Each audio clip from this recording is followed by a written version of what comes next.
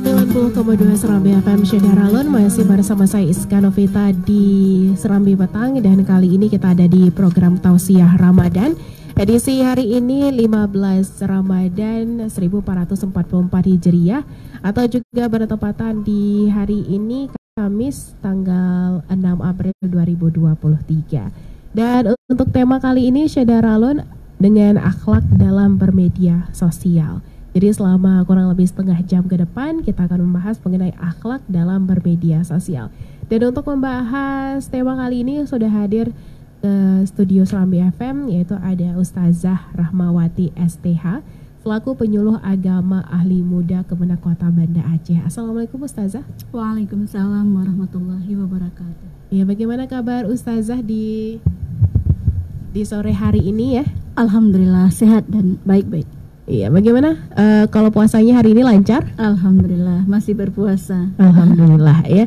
Jadi Ustazah, kita hari ini akan membahas tema mengenai akhlak dalam bermedia sosial. Jadi untuk Anda Syedaralun silahkan menyimak talk show ini Tausiah Ramadan kali ini ya dengan akhlak dalam bermedia sosial. Jadi untuk Ustazah Rahmawati kami persilahkan untuk membahas tema akhlak dalam bermedia sosial. Baik, terima kasih. Assalamualaikum warahmatullahi wabarakatuh. Waalaikumsalam. Syedaralun, pemirsa Radio Serambi FM di mana saja berada. Alhamdulillahirabbil alamin, al-malikil haqqil mubin. Shalatu wassalamun ala Rasulillah shadiqul wa'dil amin. Puja-puji beserta syukur kehadirat Allah Subhanahu wa taala. Atas rahmatnya kita masih dapat menjalankan ibadah puasa Ramadan yang hari ini alhamdulillah sudah memasuki hari ke-15 ya. Selawat beriring salam kepada Rasulullah Muhammad sallallahu alaihi wasallam, rahmatan lil alamin ya. Salah satu misi beliau adalah menyempurnakan akhlakul karimah, akhlak yang mulia di muka bumi ini. Ya, sesuai dengan kita hari ini yaitu akhlak dalam bermedia sosial. Jadi tentu saja kita meneladani akhlak Rasulullah termasuk dalam melakukan interaksi di media sosial. Karena akhlak Rasul itu adalah role model. Sebagaimana keterangan Aisyah, kana khuluquhul Quran. Akhlak Nabi ketika ditanya bagaimana perilaku Nabi, bagaimana akhlak Nabi, kana khuluquhul Quran. Jadi Rasulullah itu adalah pengejawantahan norma-norma Al-Quran dalam kehidupan, dalam kesehariannya. Nah, media sosial merupakan sarana komunikasi yang dapat digunakan oleh setiap individu untuk memberikan kontribusi informasi dan berinteraksi ya. Nah, sekarang di era informasi digital tentu saja hadir media sosial dengan berbagai platform ya. Media sosial online sekarang kita lihat berkembang pesat, yang banyak digandrungi anak muda itu semacam TikTok ya, snack video, Instagram. Kalau Facebook mungkin anak muda udah kurang digandrungi anak muda ya. Nah, di media sosial ini mereka membuat konten, buat informasi, berkomunikasi dan berinteraksi secara berjejaring. Nah, secara berjejaring seperti yang kita lakukan hari ini kesannya kita ngobrol berdua. Dan kalau ngobrol berdua hanya kita berdua aja yang tahu informasi. Tapi ketika ini di-upload ke media sosial, itu mampir ke beranda saya punya teman, dan itu tersampaikan ke teman-teman saya, teman saya punya teman lagi. Nah, inilah termasuk berjejaring ya. Jadi dengan berjejaring ini informasi lebih tersampai dengan cepat dan masif. Cepat dan masif. Ya, tentu saja ini sangat efektif untuk penyampaian suatu berita atau suatu informasi. Namun media sosial ini ibarat dua mata pisau. Jadi ada efek, selain memberi efek positif, sekaligus juga memberi dampak negatif bagi penggunanya. Maka pengguna media sosial itu harus punya sikap yang bijak ya.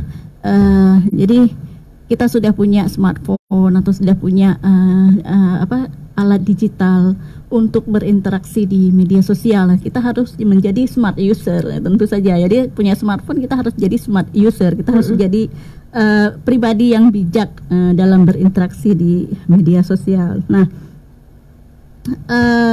Islam menuntun perilaku umat manusia dengan konsep akhlakul karimah, akhlakul islamiyah, termasuk dalam hal berinteraksi di media sosial. Nah, akhlak dalam Islam tidak sama dengan etika. Menurut saya tidak sama dengan etika, karena kalau etika itu lebih bersifat ke sikap perilaku lahiriah. Jadi itu hanya sesama manusia dan hanya berkaitan dengan tingkah laku yang bersifat lahiriah. Sedangkan akhlak itu maknanya lebih luas. Akhlak itu mencakup perilaku lahiriah, batiniah, dan bahkan pikiran. Jadi konsep dalam akhlak dalam Islam itu, akhlakul islamiyah atau akhlakul karimah, itu tidak hanya sebatas akhlak terhadap sesama manusia, tetapi akhlak terhadap Allah, akhlak terhadap sesama manusia, kemudian akhlak terhadap lingkungan. Nah, terhadap lingkungan ini termasuk pada lingkungan sekitar kita, binatang, pohon-pohon, ya bagaimana kita memperlakukan lingkungan kita dengan berbudi dengan akhlak yang mulia, ya. Kemudian sehingga bisa dikatakan ad-dinul muamalah. Jadi kalau melihat tolak ukur seorang individu itu, keberagamaan seseorang itu bisa dilihat bagaimana perilakunya dalam berinteraksi sosial, gitu ya, lebih kurang seperti itu. Nah, sebagai individu muslim, kita harus menjadi role model, tentunya harus menjadi model dalam berinteraksi dan sharing informasi di media sosial, khususnya ini bagi generasi muda, sebagai peminat atau penggiat media sosial yang lebih banyak, ya, lebih banyak. Ditambah lagi mereka ini usianya masih terbilang labil, jadi latah, masih suka ikut-ikutan, jadi belum punya konsep yang benar mungkin dalam menciptakan sebuah konten atau menyebarkan suatu konten yang mereka terima. Nah, beberapa kontrol yang perlu diterapkan, saya di sini membuat 3 do and 3 don't, ya, 3 yang harus dilakukan dan 3 yang tidak boleh dilakukan. Nah, untuk 3 do, yang pertama, pastikan ketika kita berinteraksi sosial itu punya sikap dalam diri kita itu muraqabah. Jadi kita punya kesadaran bahwa apa yang kita lakukan, apa yang kita sampaikan, apa yang kita tulis, apa yang kita sebarkan itu disaksikan oleh Allah. Jadi kita selalu dalam pengawasan Allah Subhanahu wa taala. Nah, kalau kita punya kesadaran demikian, tentu kita punya kontrol diri, ya, untuk tidak menebarkan kecuali yang baik, yang positif dan yang bermanfaat bagi sesama umat manusia. Nah, dalam surat Qaf ayat 18 Allah berfirman, "Ma yalfidhu min qaulin illa ladaihi raqibun atid." Tidak ada suatu kata yang diucapkan melainkan ada di sisinya malaikat pengawas yang selalu siap mencatat, yaitu raqib dan atid. Illa ladaihi raqibun atid. Nah, inilah kita punya sikap muraqabah, ya. Jadi punya kesadaran bahwa kita selalu diawasi oleh Allah. Nah, dimanapun kita berada, baik di dunia nyata, dalam kesendirian, di dunia maya, kalau kita punya punya kesadaran bahwa kita ini dalam pengawasan Allah Subhanahu wa taala, tentu kita tidak akan melakukan hal-hal yang tidak bermanfaat. Nah, kemudian yang kedua adalah bertutur kata yang baik dan benar. Bertutur kata yang baik dan benar, sebagaimana firman Allah dalam surah Al-Baqarah ayat 83, wa qulu lin-nasi husna. Wa qulu lin-nasi husna. Berkatalah kepada manusia dengan perkataan yang baik. Nah, di sini disebut an-nas. Berarti an-nas itu kepada semua manusia. Jadi tidak sebatas komunitas kita, orang yang sependapat dengan kita atau orang yang sekeyakinan dengan kita, tapi ini terhadap seluruh manusia, termasuk kepada mereka yang tidak sekeyakinan dengan kita. Jadi berkata baik ini juga berlaku kepada yang berbeda keyakinan. Nah, jadi kita tidak boleh mencela keyakinan orang lain karena komentar buruk yang kita sampaikan kepada orang lain akan berbalik kepada diri kita. Seperti dalam ayat Al-Quran itu disebutkan la tasubbu jangan kamu mencela Tuhan mereka. Jangan kamu mencela keyakinan mereka, karena mereka akan membalas, akan mencela Tuhanmu dengan membabi buta, dengan yang lebih brutal lagi gitu, tanpa ilmu, tanpa kontrol. Nah, jadi berkelakuan baik atau berkata baik ini terhadap tidak hanya sebatas di komunitas kita atau dengan sesama dengan sesama umat yang sekeyakinan atau sekelompok yang sepemahaman, tetapi kepada semua umat manusia, sebagaimana firman Allah yang saya bacakan tadi, wa qulu linnasi husna, dan berkatalah dengan perkataan yang baik kepada umat manusia. Dalam ayat-ayat yang lain juga ada Allah mengatakan wa qulu qaulan sadida, berkatalah perkataan yang benar. Jadi kalau tadi baik, ini benar. Karena yang baik belum tentu benar. Ya. Jadi yang baik dan benar. Dalam ayat yang lain dikatakan juga wa qulu qaulan lainan. Kadang beberapa reaksi yang berlebihan atau reaksi yang kontra itu kadangkala dipicu oleh kata yang kasar. Nah, ketika kita mendengar kata-kata yang kasar, itu akan memuncul reaksi yang tentu saja bisa lebih kasar lagi. Tapi dengan kelembutan, dengan dengan cara yang baik, ini tentu akan direspon dengan baik pula. Seperti yang disampaikan oleh Rasulullah, ya, man kana yu'minu billah wal yaumil akhir falyakul khairan aw liyasmut. Barang siapa yang beriman kepada Allah dan beriman kepada hari akhir, hendaklah ia berkata yang baik atau diam. Karena berkata buruk atau berkata kasar itu akan memprovokasi pihak lain atau akan menimbulkan reaksi yang tidak baik dari pihak lain. Nah, diamnya itu akan mengurangi protes atau akan mengurangi reaksi yang tidak baik dari lawan bicara. Nah, kemudian tadi yang kedua ya, bertutur kata yang baik dan benar. Nah, yang ketiga, bertabayun.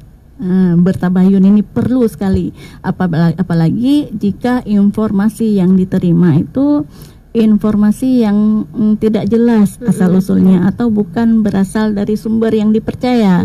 Nah, ini yang paling banyak di situs-situs atau di sebaran informasi yang ada di media sosial di Indonesia khususnya. Di Indonesia itu berita hoax itu banyak sekali, sehingga Kominfo itu hingga saat ini mereka gencar melakukan pembinaan kepada masyarakat, baik masyarakat perkantoran, masyarakat biasa, masyarakat pelaku bisnis, ya salah satunya selain memberi informasi yang bermanfaat bagi masyarakat, juga membekali masyarakat itu untuk membentengi diri gitu, dari berita-berita hoax, karena berita hoax itu sangat berbahaya, ya, berita hoax itu sangat berbahaya, bisa menimbulkan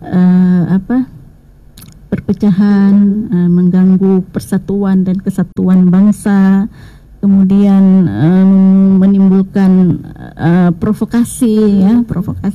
Nah, untuk itu dalam surah Al-Hujurat itu disebutkan, ya ayyuhalladzina amanu in ja'akum fasiqun binaba'in. Nah, wahai orang-orang yang beriman, kalau ada seorang fasik, nah itu kan berarti orang yang tidak bisa dipercayakan informasinya. Berarti orang yang bukan dari sumber berita yang terpercaya. Yang ja'akum fasiqun binaba'in fatabayyanu, bertabayunlah, cross check, check and recheck, cross check dulu. Tentu cross checknya ke narasumber yang yang narasumber yang berkompeten di bidangnya. Jadi kalau memang hoax itu di aspek politik, tentu yang berkompetennya orang yang pelaku politik sendiri.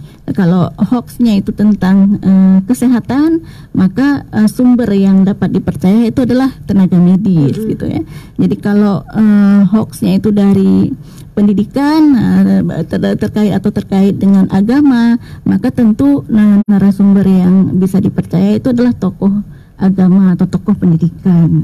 Lebih kurang seperti itu. Nah, ini 3 du ya, 3 du. Udah 15 menit kita belum ya? Kemudian udah 5 menit. Oke, 5 menit lagi. Kemudian 3 dot. Apa yang tidak boleh? Apa yang tidak boleh? Pertama, tidak menebarkan kebohongan, gitu ya. Tidak menebarkan kebohongan.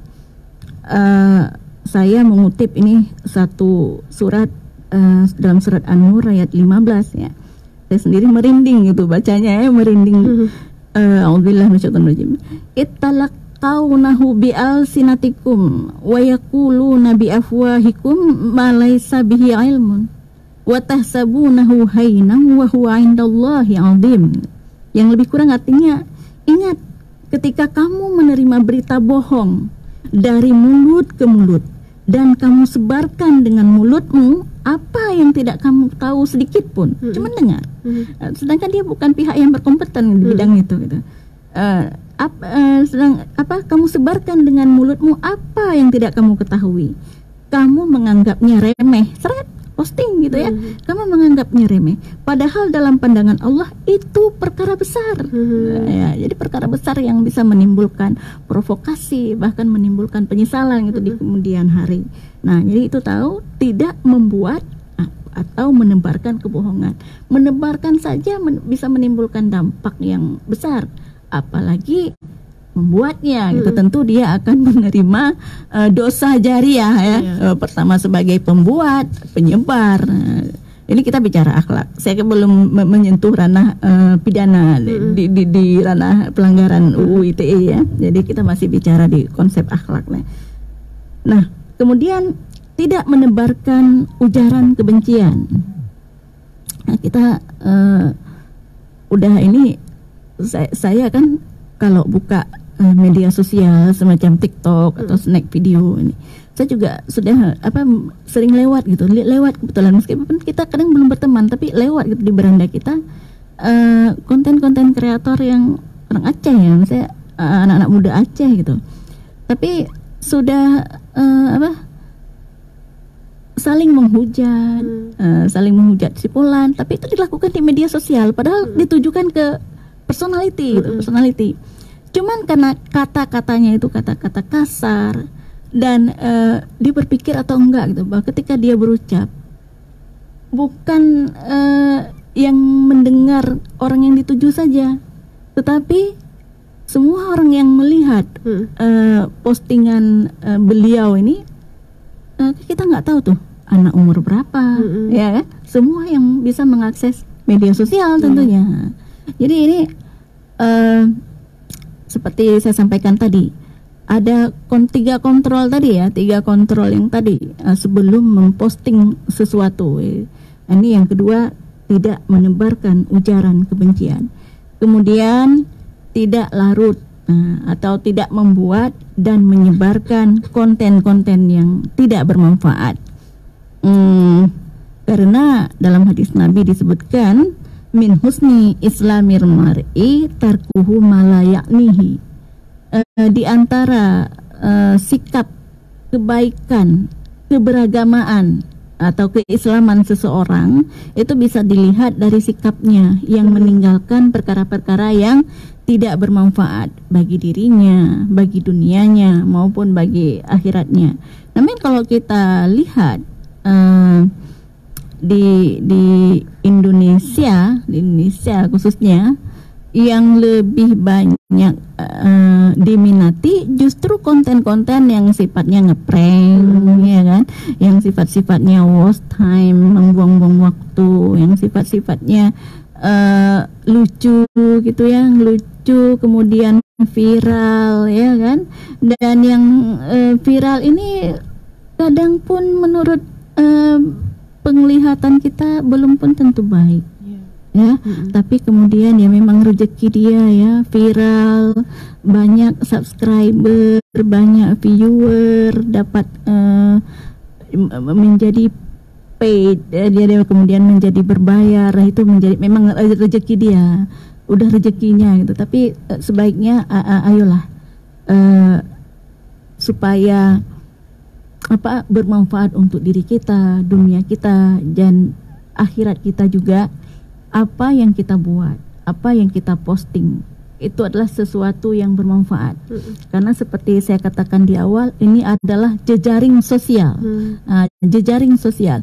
Ketika kita melakukan suatu perbuatan atau membuat suatu konten yang tidak baik, lalu kita sebarkan, kemudian orang yang melihat, mengikuti, mendengar, maka kita yang tidak baik ini ya, maka kita mendapat dosa jariah, istilahnya dosa jariah, dosa.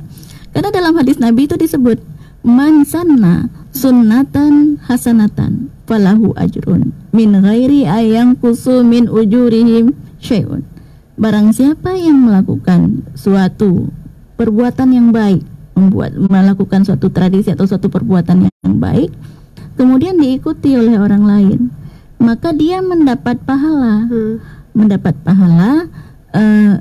seperti pahala orang yang mengikutinya itu, mendapat pahala orang yang mengikutinya itu tanpa mengurangi pahala dia sedikit pun gitu. Nah demikian juga man sanna sunnatan sayyi'atan, barang siapa yang melakukan atau membuat konten, menyebarkan konten yang buruk gitu ya, yang buruk, yang tidak baik, maka falahu bagi dia dosa ismun, dia mendapat dosa seperti dosa orang yang mengikutinya tanpa mengurangi dosa dia itu sedikit pun. Karena kan dosa jariah, dosa berjejaring gitu.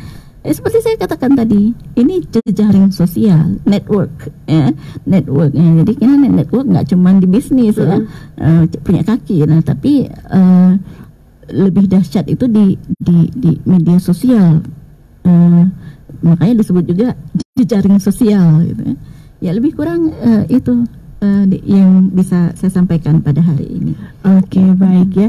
Jadi mungkin dari Ustazah Rahmawati juga bisa menyampaikan kiat-kiat supaya kita tuh lebih berakhlak lagi dalam menggunakan sosial media, apalagi di bulan suci Ramadan seperti sekarang ini, karena mungkin niatnya baik ya, men-share informasi-informasi tentang Islam, tetapi tidak mencari tahu dulu sumbernya seperti apa atau hadisnya sahih atau tidak, tapi mengatasnamakan Islam, terus juga pesannya baik, tapi bisa jadi itu hal yang salah tapi dibenarkan gitu. Seperti apa ini Ustazah? Jadi sebaiknya jika ingin mengambil suatu informasi, ambillah dari sumber yang akurat dan berkompeten di bidangnya. Jadi dengan ini akan menghindarkan kita jika memang kita tidak tahu berita tersebut, jangan sampaikan, jangan sebarkan sebelum kita melakukan tabayun, mencari tahu dulu dari sumber yang akurat atau sumber yang kompeten terhadap informasi yang akan kita sampaikan. Nah, ini jika memang diyakini bermanfaat gitulah.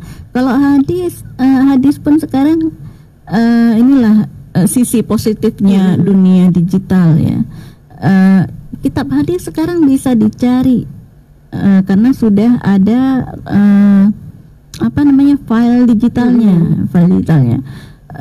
Al-Jami, Kutubus Sittah itu sekarang ada aplikasi digitalnya. Jadi kalau kita mencari, ini konten hadis benar nggak gitu, ada dalam kitab hadis. Kalau di Al-Jami, Al-Kutubus Sittah itu berarti kitab induk hadis yang 6. Ada Sahih Bukhari, Sahih Muslim, Sunan Abi Dawud, Sunan Tirmidzi, Sunan Nasa'i, dan Sunan Ibnu Majah. Sunan Ibnu Majah. Jadi lebih kurang ada 6 kutubus sittah itu. Jadi inilah dia dunia digital ini, seperti saya katakan tadi, dia itu ibarat dua mata pisau. Tergantung kita bijak menggunakannya. Kalau kita bijak menggunakan, tentu akan membawa dampak yang baik bagi kita. Tapi kalau kita tidak bijak menggunakannya, itu akan membawa dampak buruk bukan hanya untuk kita, tapi juga untuk orang lain. Oke, baik. Nah, bagaimana kalau misalnya mengenai video-video yang disebarkan itu mengenai mungkin kesalahan seseorang. Nah, niatnya itu supaya kita katanya bisa belajar dari kesalahan orang tersebut. Tetapi secara tidak langsung aib-aib orang tersebut kan jadi terbuka gitu. Mungkin orang yang nonton merasa ada hikmahnya, ada pelajaran yang bisa didapat. Semoga tidak melakukan yang dilakukan orang-orang yang ada dalam video tersebut supaya tidak mungkin terkena hukum pidana atau mungkin juga dosa-dosa. Tetapi jatuhnya kita jadi menyaksikan aib seseorang gitu. Bagaimana nih Saza? Sebisa mungkin ambil hikmahnya dulu. Nah, ketika kita mengambil hikmahnya, berarti yang kita posting itu hikmah yang kita dapatkan dari peristiwa tersebut. Nah, hikmah yang kita dapatkan, pelajaran apa yang kita dapatkan dari kejadian yang tidak mengenakan dengan seseorang. Jadi bukan hanya membuka aib seseorang di media sosial, karena apabila dia menebarkan aib seseorang di media sosial yang merasa jelek-jelekkan ini tidak terima, itu bisa jadi akan berbalik kepada ke orang tersebut. Nanti bisa terkena UU ITE juga, itu bisa bahkan bisa terkena kasus pidana karena pencemaran nama baik ataupun ujaran kebencian. Nah, jadi kalau memang mungkin merasa mendapatkan pembelajaran atau hikmah dari suatu kejadian yang tidak mengenakan, yang di blow up itu adalah pembelajarannya, gitu ya. Di blow up itu adalah pembelajarannya, aspek hikmah yang dia dapatkan dari kejadian yang tidak mengenakan ini. Jadi bukan menyebarkan, apalagi dengan jelas gitu, menyebutkan nama. Nah, karena kalau jika si pelaku ini tidak yang merasa dijelekkan, yang nggak menerima, justru akan menjadi bumerang bagi penebar beritanya itu. Lebih kurang. Oke, baik. Nah, kalau misalnya dari saya sendiri, mungkin ada kiat-kiat yang bisa dibagi tidak mengenai cara kita menggunakan media sosial zaman sekarang ini?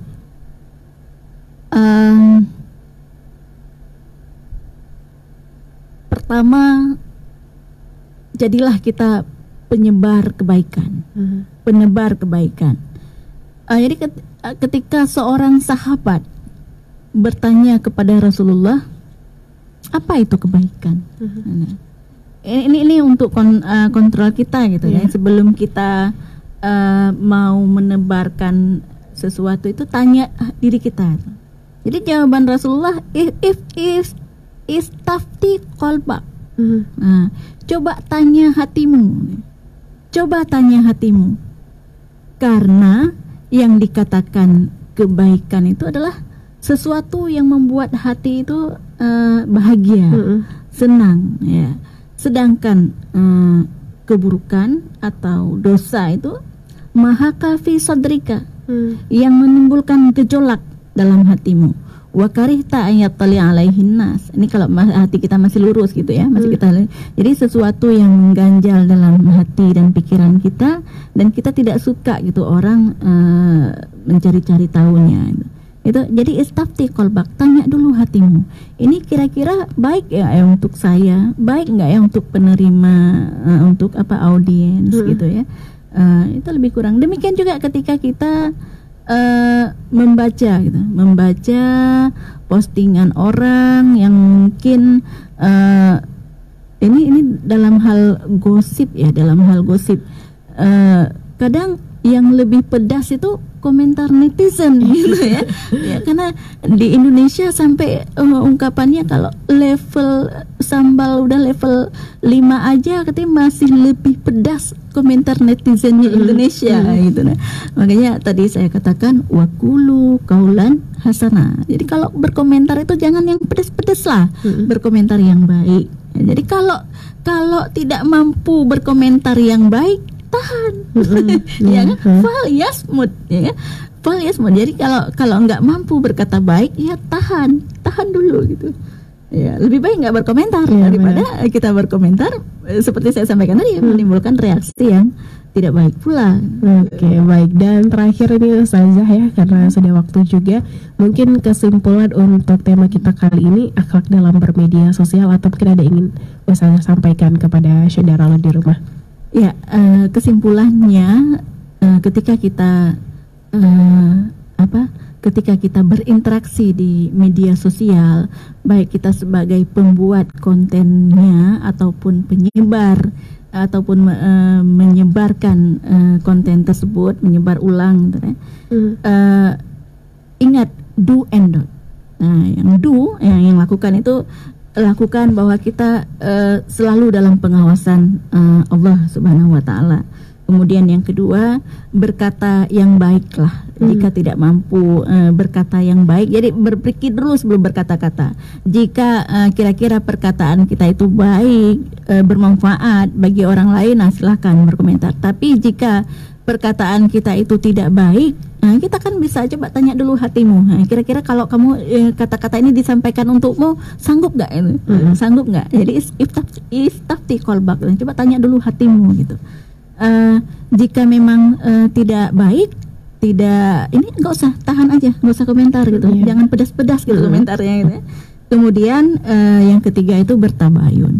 Dan yang tidak boleh, yang dotnya, tidak membuat atau menebarkan berita bohong, tidak menyampaikan ujaran kebencian, dan kemudian tidak larut atau tidak membuat dan tidak menyebarkan konten-konten yang tidak bermanfaat. Karena apapun itu menjadi amalan kita yang suatu saat kita akan dimintai pertanggungjawaban. Mungkin kita hari ini berbuat ya, ingatlah bahwa suatu saat itu kita akan dimintai pertanggungjawaban atas apa yang kita buat di dunia ini, atas apa yang kita tulis, apa yang kita ciptakan, apa yang kita ucapkan. Nah, itu semua tercatat. Ketika pada suatu hari nanti buku catatan kita itu dihadirkan di hadapan kita, nah, ha umukra'u kitabiyah, ini bukumu, baca gitu, buku amalmu. Baru kita nampak bahwa tidak ada yang terlepas dari pengawasan malaikat utusan Allah tadi, yaitu malaikat Raqib dan Atid. Ingat bahwa Allah selalu ada pengawas di sisi kita, pengawasan yang melekat, pengawasan yang melekat dari Allah Subhanahu wa taala. Oke, baik. Terima kasih banyak Ustazah Rahmawati STH selaku penjuru agama ahli muda Kemenak Kota Banda Aceh yang sudah menyampaikan tausiah Ramadan mengenai akhlak dalam bermedia sosial. Terima kasih banyak juga untuk Anda saudarawan yang sudah menyimak talk show tausiah Ramadan ini ya. Dan jangan lupa untuk menyimak tausiah Ramadan yang hadir setiap hari selama bulan suci Ramadan di pukul 16:30. Terima kasih sekali lagi untuk Ustazah Rahmawati ya. Dan untuk Anda saudarawan jangan kemana-mana karena saya Iskanovita masih akan kembali menemani Anda di program Serambi Petang. Tetap di 90,2 Serambi FM, Laguna Pritana.